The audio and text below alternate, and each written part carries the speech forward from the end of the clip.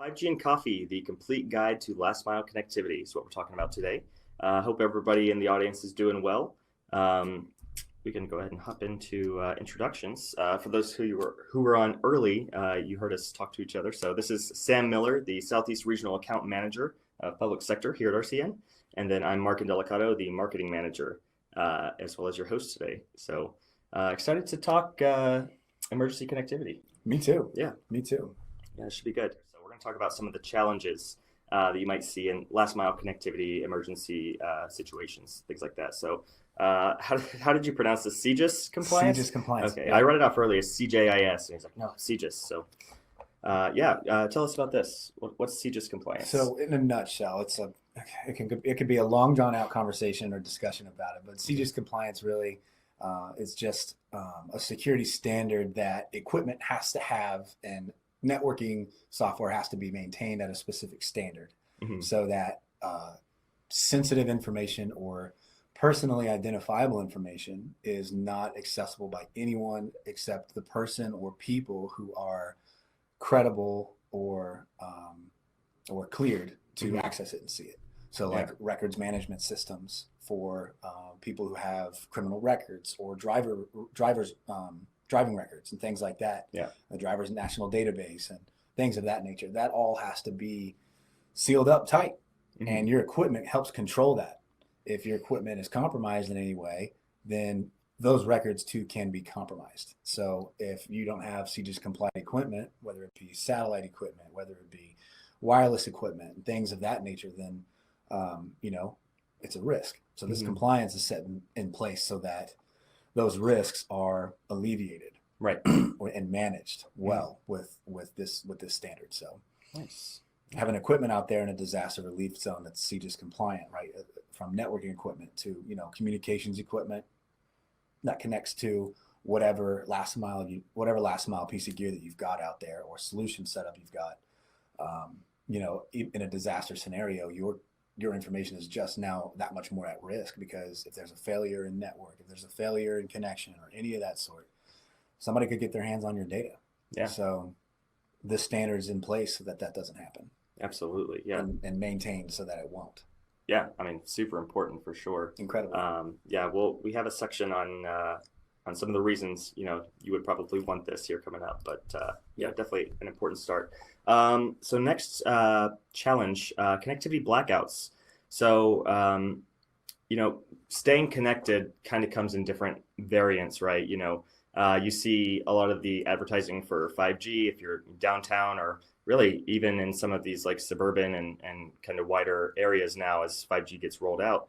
But then you also see, maybe the middle of a national park, or after a hurricane comes through, you're not, connectivity might be down. So there's different varying levels. So can you speak at all to like, strategy of having, some of those multiple channels set up? Of course. Yeah, that would be what would make up your disaster relief communications solution. So, as a first responder agency, when a hurricane just comes and blows right through your city with 180 mile an hour force, winds, like, our guys down there in Florida this past week, 2 weeks ago now, an ideal, well, that's a scenario where everything's blacked out. There's no power. I'm sure there's still areas where there's not any power because all the houses are down, the buildings, the structure, the infrastructure is now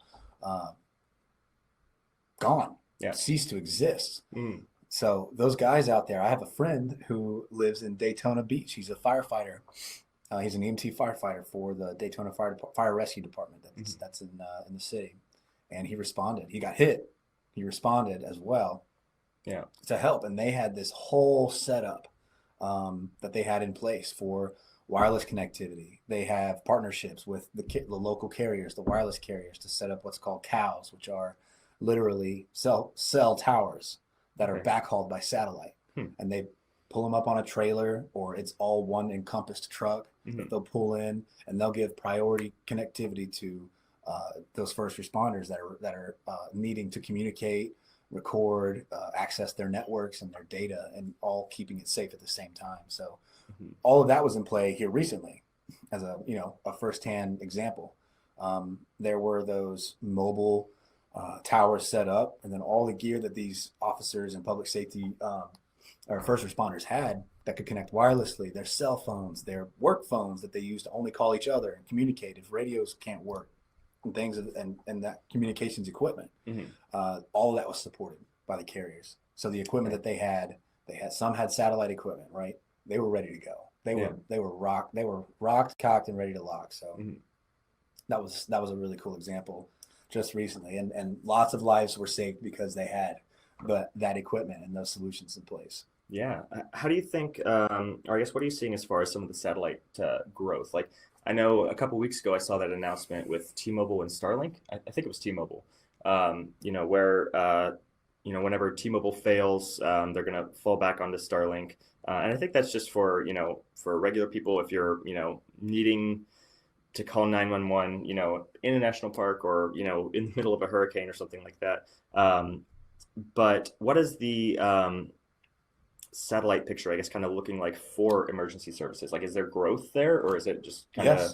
Yes. Yeah, that's ever growing, because the need is increasing. The reliability is there. It's a reliable solution. Satellite communications are, still to this day, one of the most reliable communications in a disaster scenario, whether it be overseas, which, I have firsthand experience with satellite communications. And from then till today, seeing it grow to what it is now and how much more accessible and cost effective it can be, it's definitely growing. Yeah, definitely. It needs to be a part of the strategy for sure. Absolutely. Awesome. Okay, cool. So we talked about, losing communication. How about physical barriers, right? So as you can see from this picture here, a storm, hurricane, tornado, something like that can, ruin roads or change the way, going from cars to boats or things like that. How important is it for some of these teams to stay connected? And in doing so, how can they become more efficient? So it's incredibly important, to your point. And when you come across these physical barriers, there's floods, the streets are flooded, there's no structures. A lot of times, there's wireless connections on buildings. Then those buildings get leveled by water or leveled by winds or all of the above. Then those connections, those nodes, those cellular small cell towers are no longer accessible. And that's what keeps over-the-air frequencies alive, is they bounce off those little nodes, boom, building to building. Everybody who's got a cell phone can connect. Yep. When those go down and you've got buildings that are underwater, and then that cuts your connectivity in half or completely off in areas. Like in this area right here, nothing's on. Yeah. Nothing's working. So almost every natural disaster, you'll experience this. Yeah. And so having the availability of that solution set in place will help you not have to face this issue and deal with this issue. Sometimes you have to. Sometimes there's entire areas that there's acres and miles that are flooded. Yep. And that's when a satellite solution would be awesome to have.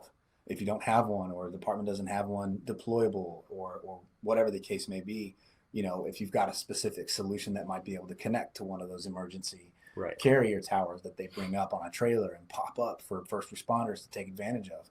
Sometimes you've got the right stuff on hand, you can hit those towers and connect who you're with and yourself, to be able to communicate, and that's one of the most reliable solutions when you come across challenges like that. Yeah, and I mean, I think I'm sure it's so important too, just to have that communication. Let's say you're going down one of these canals in a boat, and maybe there's a live line sparking on something you can see there. It's like, okay, I'm not going to take a boat across that, right. A metal boat. Or maybe the helicopter team in the air or a drone, can see people here, and here, and maybe it makes more sense to take this route versus kind of spreading out. Like there's really, I think, a lot of efficiencies and a lot of improved, what's the right word here?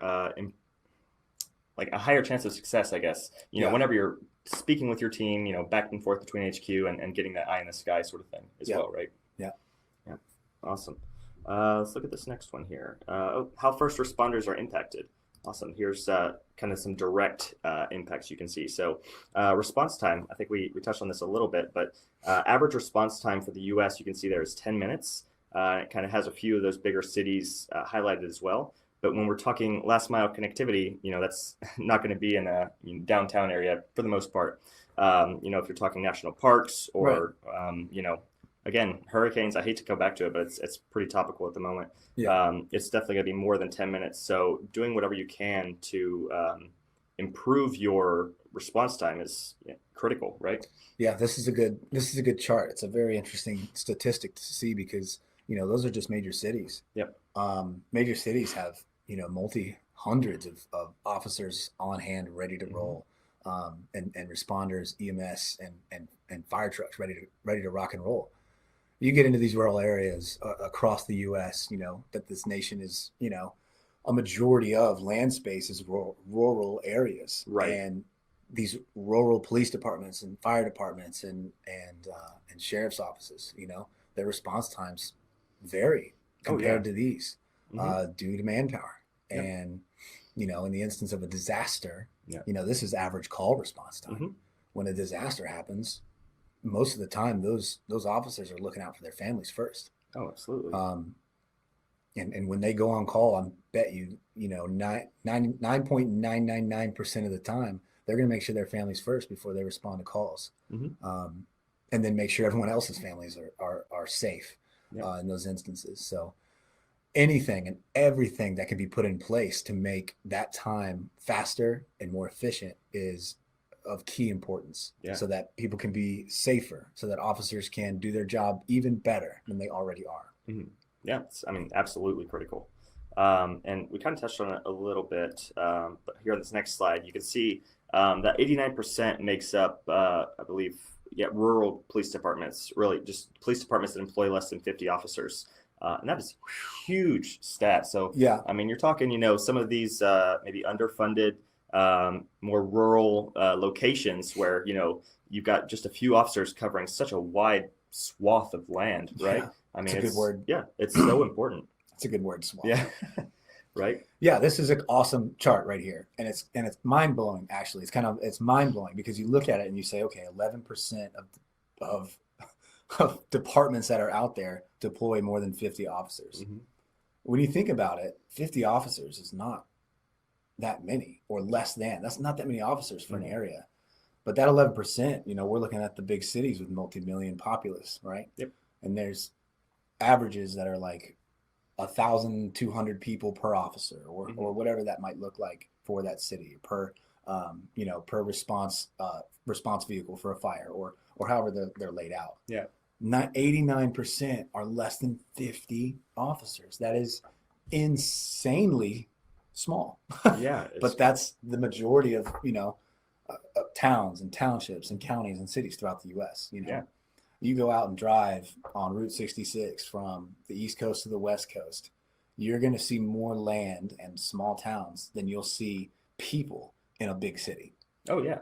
So that's what this is talking about. And so that's the whole reason why, we're on here today, is to talk about, more affordable and bring the attention to solutions that you can utilize in disaster relief applications when that happens, because a lot of times those departments just haven't even thought about it. Yeah, and another point to this too, I lived in Gatlinburg whenever we had that wildfire in 2016, I think it was. And I know, there were fire departments from all over, like probably some from hours away that came to help, right? So I imagine that's what happens in a lot of these smaller towns. I'm sure California sees it all the time, with all those wildfires. But again, it's one of those things, anything you can do to decrease that time, maybe even having some of the tech on hand ahead of time, that might have kind of like some prediction and modeling, knowing how fast and how quickly something might spread, if it were to happen, again, in this kind of fire scenario. But great example. It's huge. Great example. Yeah. And at the time, Gatlinburg Fire Department and their public safety agencies weren't as prepared as they should have been, or as they thought they were, I guess is a better way to say it, as they thought they were. But all the help was definitely necessary, even so. Oh, yeah. But now, I'll tell you one thing, they've got the right gear. They've got even more gear now to help prevent, respond faster, and help more people. Yeah, absolutely. And that's what we're talking about. Definitely. Heightened security risks. So this kind of harps back to what we were talking about in the beginning with, I can't remember what CJIS. Yes, CJIS compliance.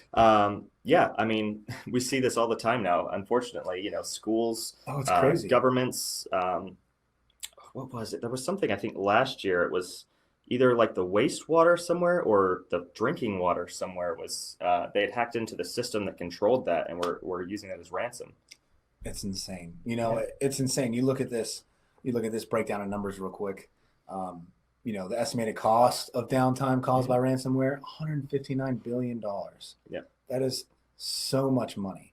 And people are out there just to see the world burn, and having a secure network, having network security is of the utmost importance in this day and age, because it's just as important as issuing body armor, in a zone where, weapons are being used to keep people safe, handguns and service weapons, all of that nature. You make sure that your officers and first responders have body armor. Well, now when you deploy solutions like this, you've got to make sure you've got a security compliant, a CJIS compliant piece of gear that, connects the network and has that kind of sensitivity, because, it doesn't compare to a life. Absolutely not. But in a sense of comparison, everything you have has to be protected that connects devices, that connects, to the network that your office, runs into, or runs tunnels to those devices. Everything has to be connected and secured.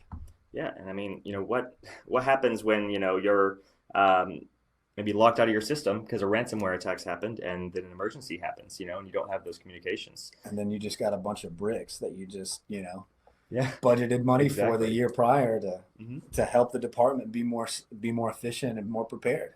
Yeah, and it's something I think that everybody's trying to take advantage of, right? So last week I was in Greenville for Cynics Inspire. I know I saw somebody on there from Cynics, but I was in a public sector meeting essentially, and cybersecurity is like the fastest growing sector of IT right now, like by far. Because everybody needs it. Yeah, everybody needs it, because we are all at risk of something bad happening.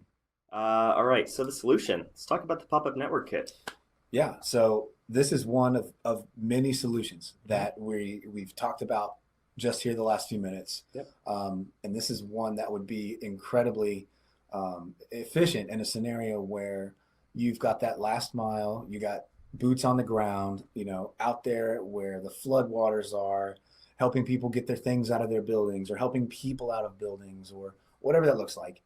This is going to be in a piece of equipment that connects to very far off distant cellular towers, or a pop-up cellular tower that the carriers bring in to, bring that connectivity. Yeah. This piece of equipment is our pop-up network kit that has a wireless core, a wireless router that is the base of connection for whatever teams require it. Yep. Plain and simple. It's got a device. It's got in that kit specifically, it's got a Cradlepoint R1900 5G device. That router is a machine. Oh yeah. And it connects to all carrier 5G frequencies that are available today. It can also fall back to, in the absence of 5G, to 4G LTE advanced networks.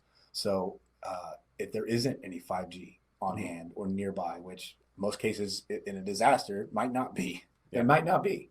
It'll be able to connect to a 4G LTE bands and provide just as good connectivity where it's needed. Yep. And it's an all-in-one case, right? All of those benefits right there you read down. It works anywhere. It's rugged, compact, up to 100 connections.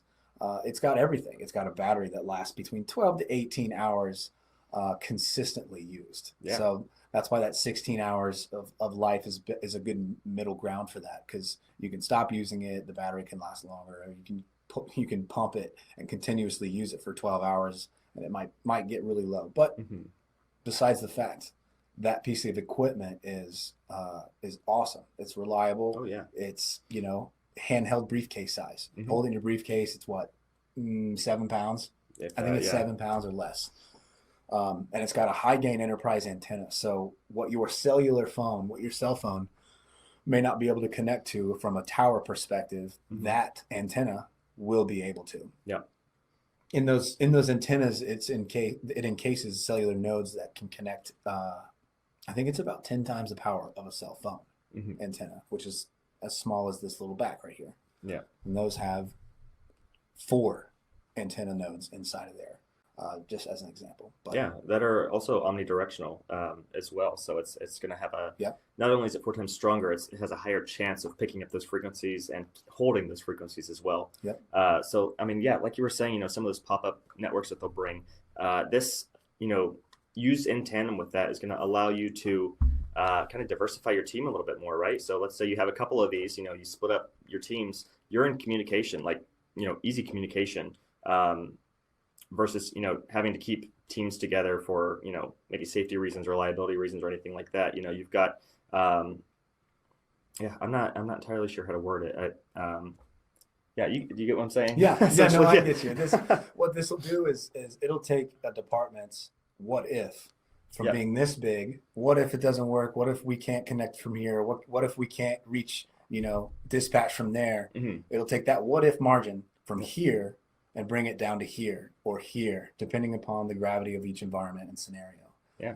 I'd way rather have a what if this big, ranging from here to here, than a what if range from here to here. So it's all about risk mitigation, right? Yeah, that was beautifully said. That's why I have Thank them on you. here. Thank you. Yeah. All right. So continuing on with the pop-up network kit, we've got a case study that should be popping up here any minute now for you that you can download. It's just pop-up network kit for first responders. You can kind of see a little bit of the benefits there on the left-hand side, and then it kind of goes in depth into some of the applications for emergency response. Let's see. We also have how it helped the TBI. Oh, that's pretty neat. I actually didn't know that. Yeah. So I'll yeah, go jump for a quick diatribe on that. Yeah. The Tennessee Bureau of Investigation is the state of Tennessee's Bureau of Investigation. Mhm. Kind of like the FBI is for the entire nation, the TBI is for the state of Tennessee. Right. So they're an awesome organization. They're an awesome agency led by great people, and they have incredible minds on these teams that we work with consistently. And so very, very more specific, the abduction response team that they have has multiple vehicles that are command centers. They're coach buses converted into command and control centers that run operations from very remote areas to track down people who abduct children. Yeah. This is a huge thing to have in your wheelhouse. And so they utilize these buses for all kinds of operations, but we've been able to help deploy our pop-up network kits into each of their abduction response vehicles and their command center vehicles that they have. And they have quite a wide variety of them, but the abduction response one was the one that we were most proud of because they've actually used it and it's helped solve cases and catch people who deserve to be behind bars. So yeah, that's a really cool example right there. That's amazing. Yeah, if you guys want to read more about it, it's actually over here in the handout section on the right-hand side of your screen. It's over there with the chat and the polls and everything. Yeah, so yeah, you want to talk a little bit about RCN, how we can help people, what some of our mantras are, essentially? Yeah, absolutely. So what it says, we're 5G and LTE enablement specialists, and that is that's who we are. As individuals, our sales team, our engineering team, we pride ourselves in being subject matter experts and specialists in the field of connectivity, and more specifically in cradle points line card of equipment. Every single one of our team members is a cradle point network, a certified cradle point network expert, where we go as in depth as you can. Aside from being a developer of the software engine behind such a great product, knowing the ins and outs of how each of these pieces of gear work to help the betterment of our customers, to help them understand or stand in place for them to assist and help and configure each piece of equipment that they need to fit their needs. Yeah, absolutely. I think that brings us, to Q&A. So I saw some conversations happening in the chat. I don't know if I saw any questions, so I actually came prepared with a couple things. But if you think of anything, feel free to drop them in there, and we'll be happy to get to them. But yeah, so for some of these teams, let's say they purchase. Well, we've got how many P&Ks do we have downstairs actually that are being provisioned right now? It's oh man, to deploy? Yeah, I think. Oh man, we have like like 190 or Okay, 200, I think. right. Let's say More. you're a larger agency. You're buying 200 PNKs. What does the setup process look like from an IT staff point of view, right? Oh man, when it gets into your hands, Mhm. it's ready to go. As soon as you get it into your hands, you can open it and look at it, and everything's ready to go. There's a button on the side of every kit that you can press, and it turns on, That's all you got to do. and it's connected. Yep. It's ready to go. It boots up 2 minutes, and then you're online. And that's it. Yeah. Comes with a kit that has power cords. You can plug it into a cigarette lighter adapter or a 12-volt car charger or a wall adapter. Yeah. I mean, it's ready to deploy when it leaves our production facility. Made in America, folks. Assembled in America, folks, and sent to you, ready to go. Yeah, absolutely. It's ready to. It's turnkey. That's the word. That's our industry buzzword. Yeah. It is turnkey, y'all. Yeah. Our operations department has done a really great job of making it. Honestly, it's such an easy solution for a lot of departments. It's streamlined. Mm-hmm. Streamlined. It really is. Awesome. Okay, so second question. Kind of got to it already. What sort of battery life does the pop-up network kit have? Oh yeah, cool. Good question. Right. So the battery itself that's in our kit, it's good for about 18 hours. Yep. If it's on, functioning here and there, not having a huge amount of bandwidth or data being pulled, you're good for about 18 hours. If you're constantly, pumping data and utilizing this device, it'll probably go down to about 12. But that's an entire half of a day that it's good to be used, pedal to the metal consistently in use. So it's a pretty strong battery. And by the time it's deployed in any kind of scenario, you've probably got generators powering things and power like that, secondary or tertiary power, and you can plug that sucker in and it charges really quickly and ready to go. Yeah, I mean, you could charge it in your car if you wanted to. Yeah, you can charge it in your car. Yeah, awesome. Okay, so last one that I've got. How many connected devices per unit? And so let's say a team's looking to purchase. How many pop-up network kits are they going to need? So it depends, right? But how many devices that these can connect to, as far as computers or small devices, handhelds, it can connect up to 100. Up to 100 devices can be connected. So if teams are deploying at the size of 10 to 15 or smaller, they're set. Yep. They're good with one kit per team, one kit per command center, however that looks for them, unless they're out there with, multi-hundreds of people that need to connect at one time.